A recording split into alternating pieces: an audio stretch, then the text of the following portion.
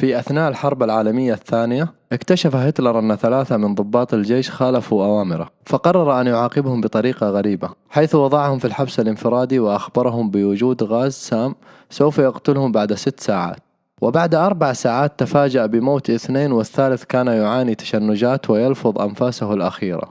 بالرغم من عدم وجود أي غاز، لقد ماتوا من تخيلاتهم السلبية التي حفزت العقل على إطلاق الهرمونات القاتلة.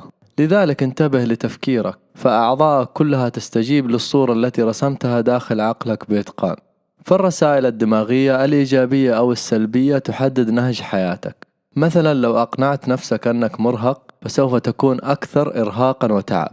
أخيرا تصنع السعادة فتسعد، ولا تكثر الشكوى فيأتيك الهم. إذا عجبتك هذه المعلومة شاركها مع من تحب، ونسعد باشتراكك في القناة.